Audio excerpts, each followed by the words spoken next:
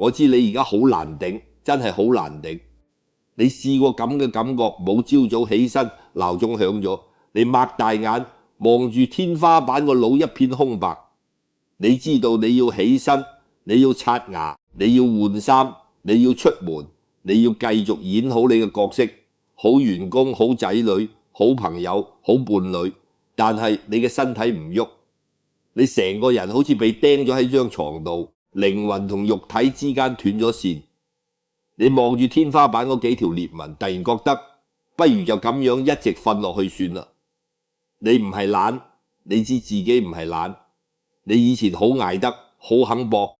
你試過連續一個禮拜凌晨3點收工，第二朝9點又坐返喺個位度。你試過為咗一個計劃書修改17次，改到眼都冷。你試過喺地鐵上面瞓着咗，錯過咗10個站。嗰陣時你係有火嘅，你係信努力就有回報㗎。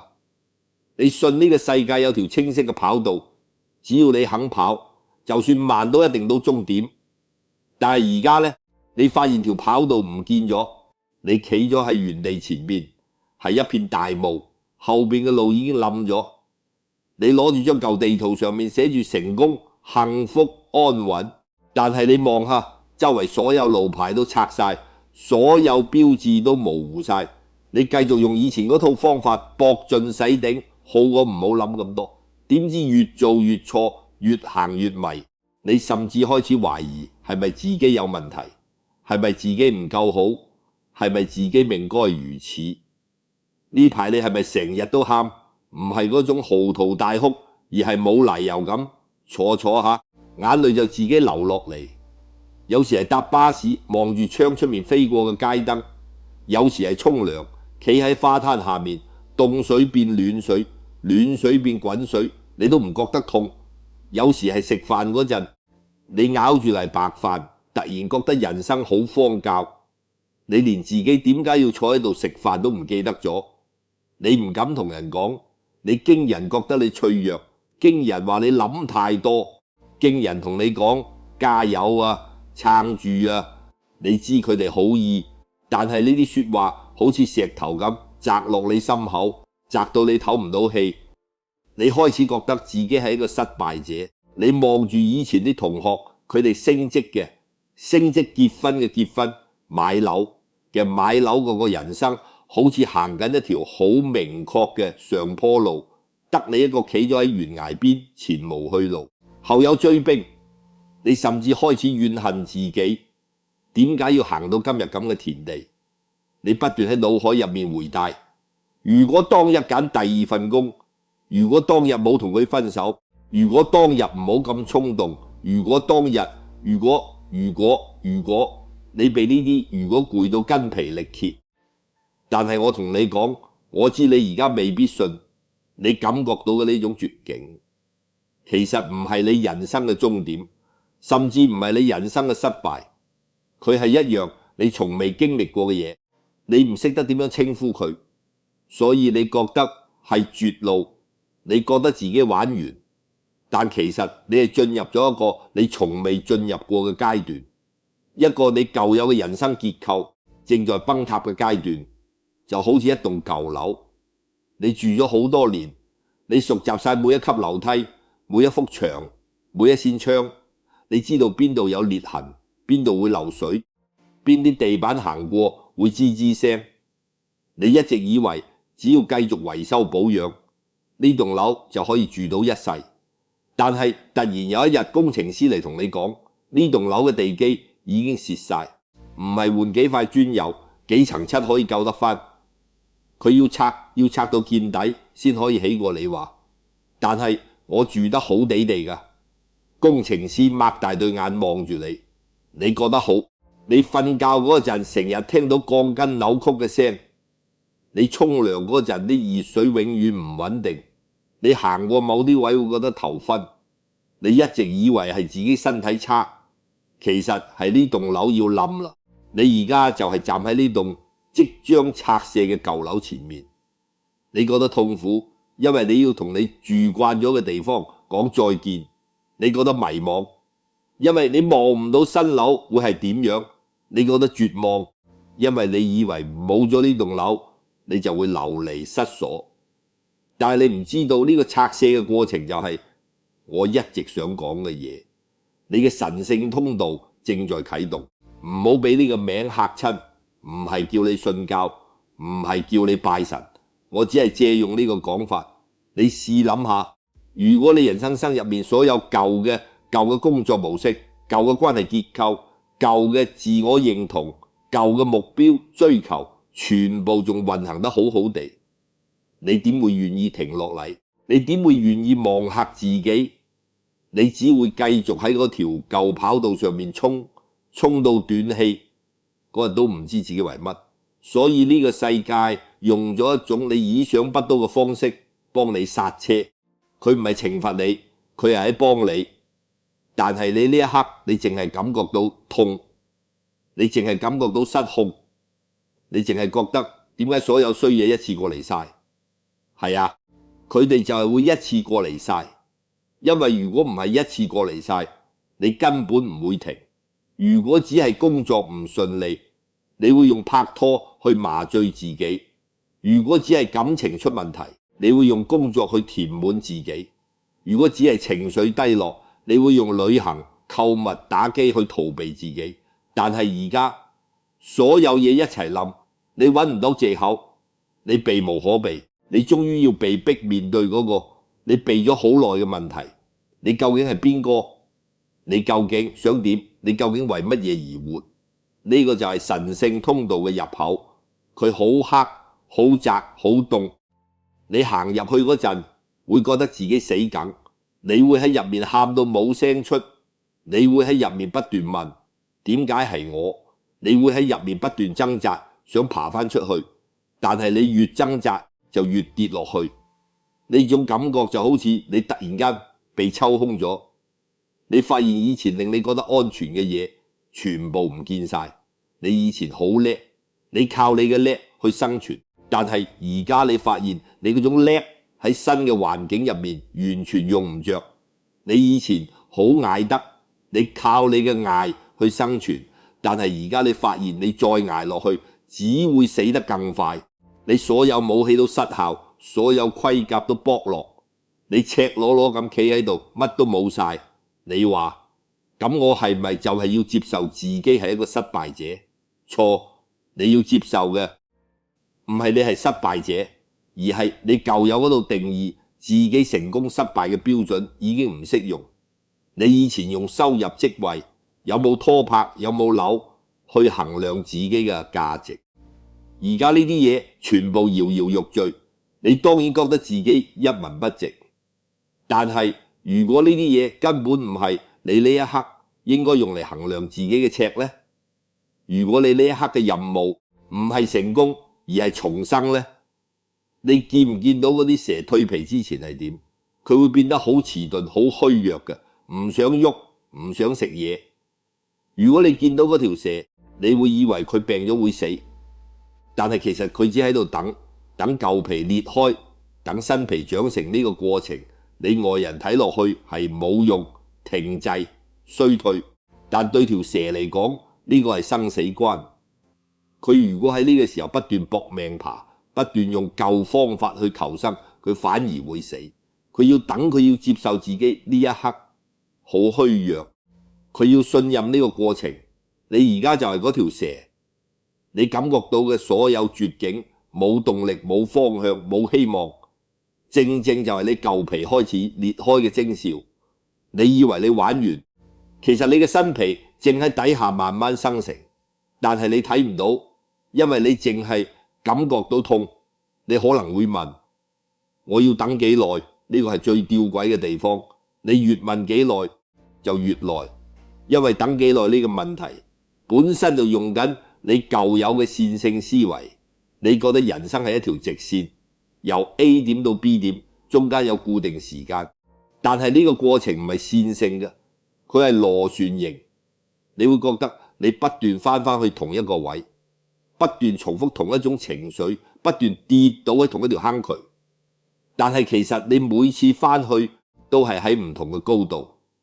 你第一次跌，你可能淨係覺得好灰，第二次跌，你可能開始問點解；第三次跌，你可能開始觀察我係點樣跌嘅。你每次嘅深度都唔同，呢個就係進度。雖然你表面上睇落去好似停留喺原地，我知你好想有人俾一個答案你，好想有人同你講，你只要做 A 就會得到 B。但係呢個過程最殘忍又最慈悲嘅地方就係冇人俾到答案你。因為如果你係要進入一個新嘅人生結構，咁你舊有嘅所有答案都係屬於舊結構嘅。你用舊地圖點樣揾到新大陸？你呢一刻需要嘅唔係答案，而係忍受問題嘅能力。你需要學懂同呢啲問題共存，而唔係消滅佢哋。你會問，咁我而家可以做乜？我可以俾你一個最唔似建議嘅建議，你乜都唔使做，你淨係需要喺度，好難，係咪？因為我哋成世人被訓練成要做啲嘢，唔做嘢就係懶，就係廢，就係等死。但係你睇下大自然，冬天嘅樹有冇喺度搏命生長？冇㗎，佢淨係收埋自己，等春天嘅種子喺泥下面黑暗入面，有冇不斷掙扎想衝出嚟？冇㗎，佢淨係吸收水分。等你呢一刻就係你嘅冬天，就係你嘅泥土之下，你唔係失敗，你係收埋自己，等緊一個你未知嘅春天。但係呢個等唔係叫你放棄，而係叫你轉變心態，由我一定要衝出絕境，變成我試試睇下呢個絕境想同我講乜。你開始留意，當你唔再掙扎嗰陣，你會感受到乜嘢？你可能會發現你以前一直用工作去逃避嘅孤獨原來咁深。你可能會發現你以前一直用拍拖去掩飾嘅不安原來咁大。你可能會發現你以前一直用好人呢個身份去壓抑嘅憤怒原來咁強烈。呢啲發現好痛，但係佢哋就係你新皮嘅養分。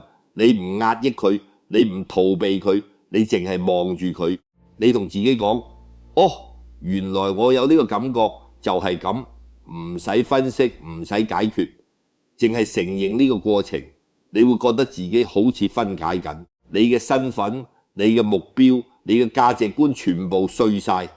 你望住呢堆碎片，你覺得你乜都冇晒，但係你唔知道你嘅神聖通道就係用呢堆碎片去重組一個更加適合你呢一刻嘅你。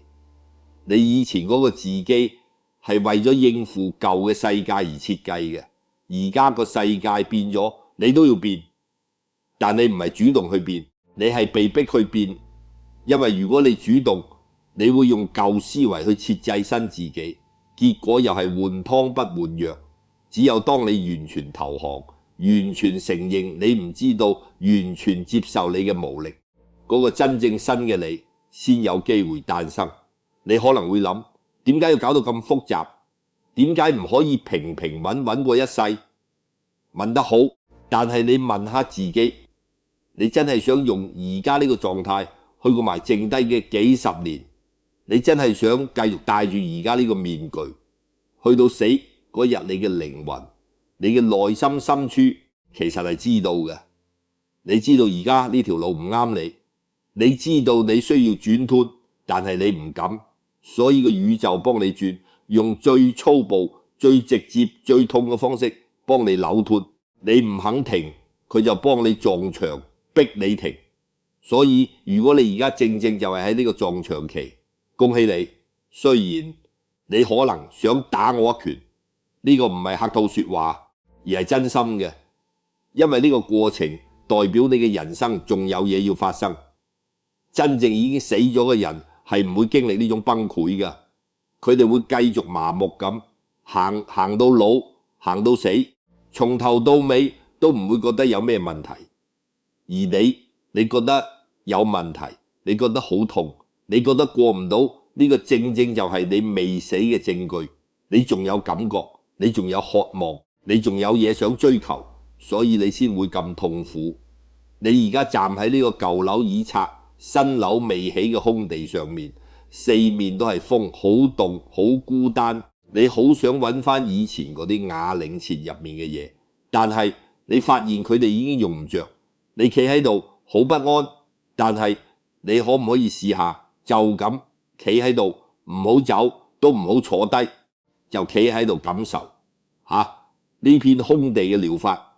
你以前嗰間舊樓雖然安穩，但好局促，你而家乜都冇，但你第一次真真正正望到你頭頂嗰片天，呢一刻你唔需要答案，唔需要方向，唔需要希望，你淨係需要一個嘢，信任。信任呢個你睇唔到嘅過程，信任你嘅生命唔會俾你無法承受嘅嘢，信任呢個神聖通道，雖然黑暗，但會帶你去一個你從未想象過嘅地方，但你一定要行入去，你冇得揀，因為你已經喺度。嗱，講到呢度，你可能會問，咁我呢個狀態要持續幾耐？同埋我點樣分得清我究竟係喺神聖通道入面，定係純粹嘅抑鬱症？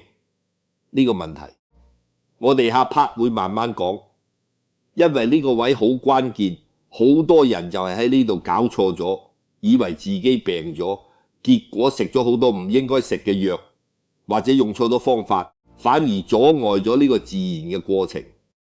但係喺我繼續講之前，我想你停一停，望下你而家嘅狀態，你係屬於邊一種？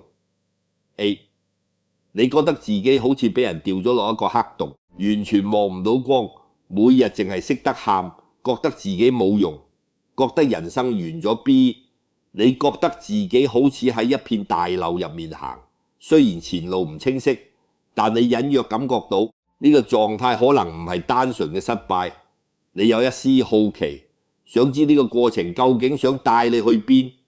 你係 A 定 B？ 唔使急住答，你甚至可能今日係 A， 聽日又變 B。 呢個狀態就係咁流動，你只要留意自己嘅答案就得㗎啦，因為呢個答案會幫你了解你而家喺呢個通道嘅邊一個深度。好，我哋繼續。你記唔記得上 part 我講到你企咗喺嗰片空地上面，四面都係風。呢 part 我想同你講，嗰啲風其實就係你以前最驚嘅嘢，你以前用工作關係物質去擋住呢啲風，而家乜都冇晒，啲風就直接吹到你身上，你會覺得好凍，會覺得自己赤裸，會覺得自己隨時會散。但係你試下換個角度，呢啲風其實係你嘅神聖通道入面嘅檢測系統，佢吹走晒你身上嗰啲唔屬於你嘅嘢，你嘅偽裝，你嘅防衛，你嘅我應該要點點點，全部吹走。你覺得凍，因為你未習慣赤裸，但你會慢慢發現赤裸嘅你其實比住盔甲嘅你更加真實，更加有力量。你可能會問，但係我呢一刻好辛苦，我甚至連基本嘅生活都維持唔到，我點樣去信任呢個過程？呢個就係最現實嘅問題。我唔會同你講，你只要諗正面嘢就得㗎啦，嗰啲係廢話。我同你講，當你喺呢個狀態，你嘅第一任務唔係走出絕境，而係生存，就係咁簡單。你要確保你食嘢，你要確保你瞓覺，你要確保你唔好傷害自己，其他所有嘢全部放低。你唔使理會人哋點諗你，唔使理會你份工點算，唔使理會你未來點樣，你淨係需要應付今日，甚至淨係需要應付呢一個鐘。你同自己講，呢一個鐘我淨係飲杯水，坐喺度唞下氣，就係咁。當你將目標縮到咁細，你會發現原來你仲可以做到一啲嘢，原來你仲未完全失去控制。呢個細微嘅控制感就係你喺呢個風暴入面嘅救命稻草。好多人都會喺呢個時候犯一個錯誤，就係不斷問點解？點解我會咁？點解我要受呢啲苦？點解我咁唔好彩？呢個問題本身冇問題，但係如果你不斷問而冇答案，你就會陷入一個旋惑。我會建議你將個問題由點解變成為乜？點解係向後望，係問原因。為乜係向前望，係問目的。你而家唔知目的係乜，冇問題，你淨係需要帶住呢個問題繼續行。有一日，當你行到某個位，你自然會明。但如果你停喺度不斷問點解，你就會一直停喺度。我識得一個人，佢叫阿強。阿強30幾歲，做咗10年保險經紀，做到區域經理，手下幾十人。但係佢由細到大，其實最中意嘅嘢係整麵包。佢細個嗰陣，成日同阿媽一齊整菠蘿包。佢中意搓麵就嗰種觸感，中意焗爐打開嗰陣嗰種香氣。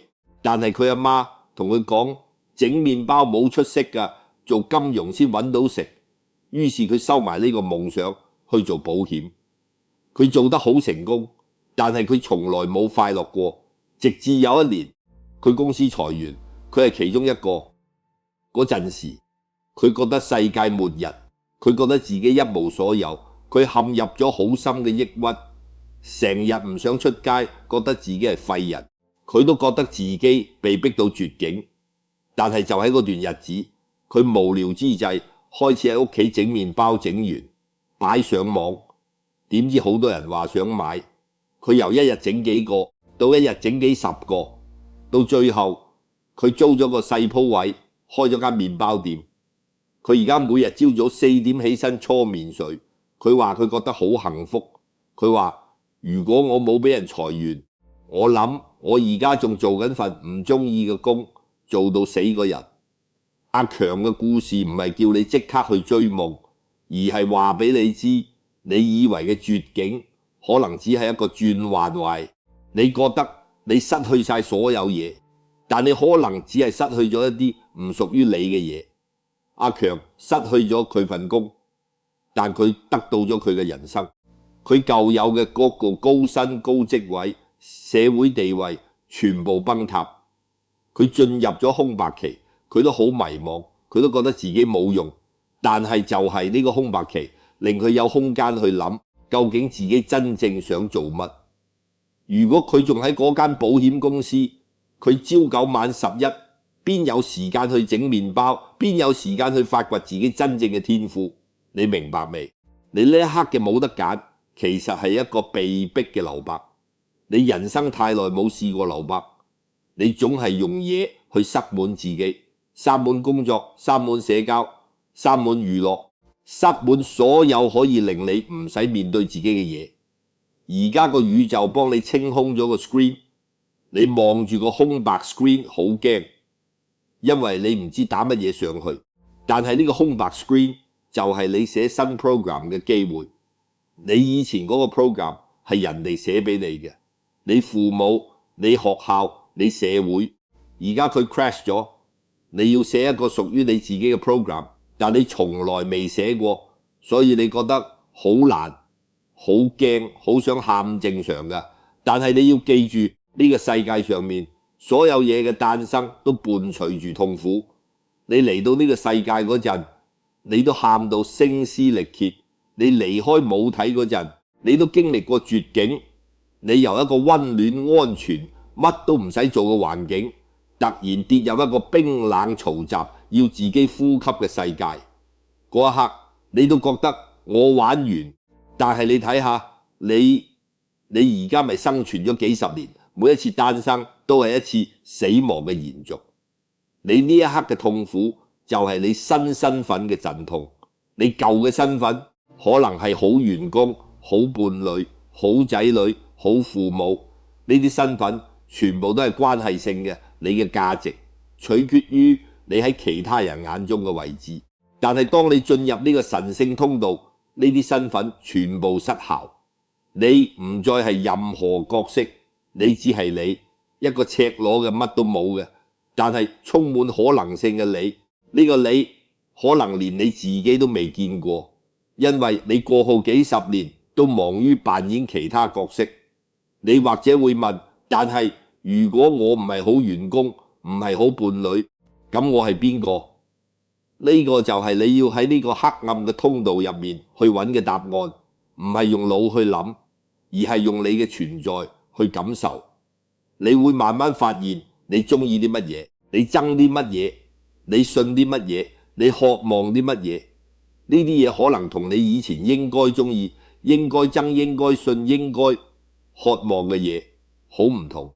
呢個就係你嘅新皮，你會慢慢發現你以前追求嘅成功，可能只係為咗滿足你父母嘅期望；你以前追求嘅愛情，可能只係為咗填補你內心嘅空虛；你以前追求嘅金錢，可能只係為咗換取安全感。但當呢啲嘢全部搖搖欲墜嗰陣，你終於有機會去問：如果冇人睇我，如果我淨係一個人喺荒島，我仲想追求啲乜？呢個答案就係你神聖通道嘅出口。呢個過程冇人可以幫你行，你嘅朋友、你嘅家人、你嘅伴侶，佢哋可以喺旁邊支持你，但係佢哋唔可以代替你行，因為呢條路係屬於你一個人嘅。你嘅靈魂要同你嘅舊我做一次徹底嘅割裂，呢種孤獨感係必然嘅，亦係必須嘅。你唔使逃避佢，你左試去擁抱佢。你同自己講：呢一刻我雖然孤獨，但呢個孤獨係我成長嘅代價。我知你聽完上面嗰段可能會覺得講就容易，做就難。冇錯，真係好難。但係我有樣嘢想同你講，你唔使做啲乜嘢，你唔使努力去成長，你淨係需要允許自己成長，允許自己崩潰，允許自己停擺，允許自己唔知點算。當你允許晒所有嘢，你就唔再同自己打仗，你入面嗰種我要快啲好返嘅壓力就會釋放。你唔再逼自己，你就會發現原來你本身就有一種復原嘅能力。呢種能力唔係你用腦逼出嚟嘅，而係你放鬆之後自然浮現嘅。你試過攞住個乒乓球揸到好實，然後放手佢會點？佢會彈起。但如果你一直揸住，佢就永遠彈唔起。你而家就係嗰個乒乓球，你覺得你跌咗落地，你覺得你玩完，但係你一直揸住自己唔肯放手。你試下真正放手，唔係放棄生命，而係放棄我要控制一切嘅執着。你放手嗰一刻，你就會開始彈。呢個神聖通道其實就係一個放手嘅訓練場。佢逼你放開所有你以為屬於你嘅嘢，工作、關係、身份、自尊，你一路放，一路覺得自己乜都冇晒。但係當你放到最盡嗰陣，你會發現你放成嗰樣嘢就係你嘅本質，嗰樣嘢就係你人生所有新可能嘅種子。你而家可能覺得呢啲嘢好抽象，唔緊要，你淨係需要記住一句話：我而家覺得自己行緊嘅絕路，其實係一條通道。你未行完，你未睇到出口，所以你覺得係絕路。但係如果你繼續行，你會發現條路會轉彎。你而家睇唔到個彎，因為太黑，但唔代表個彎唔存在。好，講到呢度，我想你做一個小練習。你而家合埋對眼，深吸一口氣，然後問自己呢個問題：如果我呢一刻完全唔使理會任何人嘅期望，包括我自己對自己嘅期望，我會想做啲乜？唔使急住答，你喺腦海入面浮現乜嘢影像，就係嗰個影像，可能就係你新人生嘅線索，可能好渺小，可能好荒舊，可能你淨係想瞓3日3夜，可能你淨係想去海邊睇浪，可能你淨係想食一碗熱辣辣嘅雲吞麵。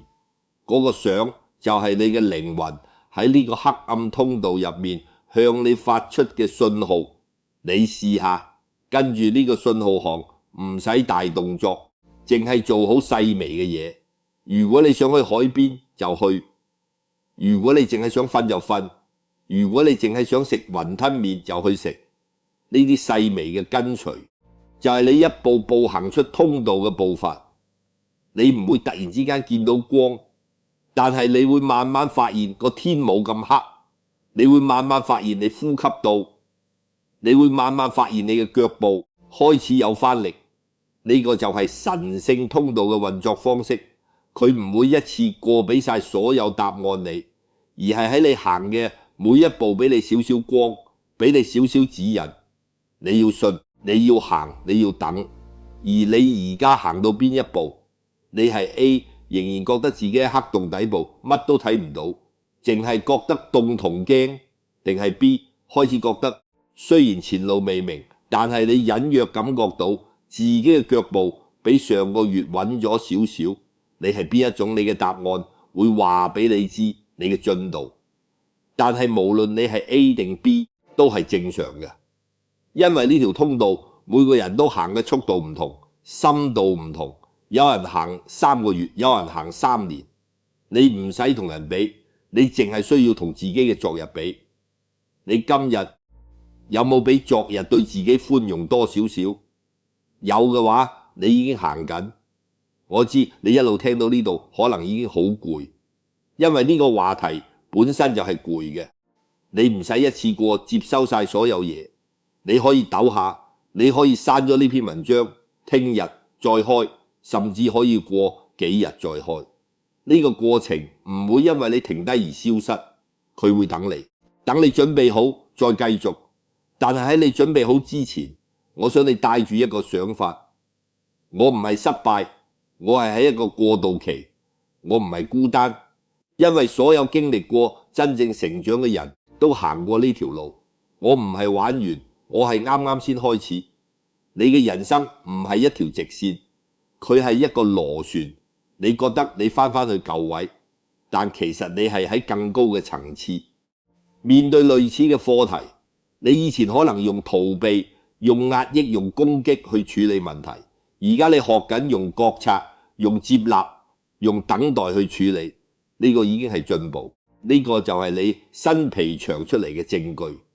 你記唔記得上 part 我講阿強，佢而家間麵包店開咗3年，佢話佢最開心嘅時候唔係賣出最多麵包嗰日，而係佢喺最迷失嗰陣，喺廚房搓麵酒，搓到成身汗，望住個焗爐入面啲麵包慢慢變金黃色，聞住嗰陣香氣，佢突然覺得原來我活喺呢個世界係可以咁實在㗎。嗰種實在感就係佢嘅神聖通道送俾佢嘅禮物。佢唔再需要靠職位、靠收入、靠人哋嘅掌聲去證明自己存在。佢搓麵酒嗰陣，佢就存在，就係咁簡單。你呢？你嘅搓麵酒時刻係咩？你可能有，但係你忘記咗，或者你從未俾機會自己發掘。呢個黑暗嘅通道就係要帶你去揾翻呢個時刻。你唔使即刻揾到，但係你要開始留意生活入面邊啲時刻你會忘記時間，你會忘記自己，你會覺得呢個感覺幾好。嗰啲時刻就係你嘅新地圖嘅標記。你要記住，你嘅價值從來都唔係由你擁有嘅嘢去定義，你嘅價值係由你係邊個去定義。而你係邊個唔係一個固定嘅答案，而係一個不斷浮現嘅過程。你呢一刻覺得迷失，因為你停止咗浮現，你卡住咗。但係呢個卡住就係一個重新浮現嘅機會。你以前嗰個你已經唔適合你，你需要一個新嘅你。而呢個新嘅你唔係你用腦諗出嚟嘅，而係你透過呢個崩潰同重建嘅過程生出嚟嘅。生仔痛唔痛？痛。生自己仲痛。但係生完之後，你會發現所有嘢都值得。我知道你可能會質疑，如果我行完呢個通道出到嚟，發現自己仲係一無所有，咁點算？我同你講，你行完出嚟，你唔會再介意自己有冇啲乜嘢，因為你到時會明你係啲乜嘢，遠比你有啲乜嘢重要。你而家覺得一無所有係一個悲劇，到時你會發現一無所有係一個開始，因為你冇晒舊嘅嘢，你先有位去裝新嘅嘢。你而家個杯係滿嘅，即使入面係污糟水，你都唔肯倒咗佢，因為你驚冇水飲。但係當呢個杯被打爛，你先有機會去裝新鮮嘅水。你呢一刻就係杯被打爛嗰一刻，你覺得好痛，你覺得好可惜，但係你唔知道你即將飲到嘅水會係你人生最清甜嘅水。如果你願意繼續聽呢種內容，如果你想見證自己由呢個黑暗通道行出嚟嘅過程，你可以繼續留意我呢個 page。我唔會教你成功捷徑，我唔會賣你心靈雞湯，我淨係會陪你一齊望住呢個過程，理解呢個過程，然後行過呢個過程。因為我自己都行過，我知嗰種黑，嗰種凍，嗰種孤單，我都知嗰種重新見到光嘅嗰種感動。你想聽嘅話，我會繼續講。而家我想你望住你面前，你見到啲乜？可能係一間房，可能係一個 screen， 可能係一扇窗。但係我想你望穿呢啲嘢，望到你嘅未來。嗰個未來可能好模糊，但係佢已經喺度等你。佢等你行完呢條通道，然後同你講歡迎返嚟，你未到，但係你已經喺路上，你行得慢，但係你每一步都算數。你覺得絕望，但係你仲喺度睇緊呢段文字，呢個本身就係一個希望嘅證明。雨會停嘅，天會光嘅，你會好返嘅。但係呢個好返唔會係返去以前嗰種好，而係一種你從未體驗過嘅好。你到時會明，你而家所有嘅痛都係為咗讓你準備好去接收呢種好。我等你，你等你自己慢慢嚟。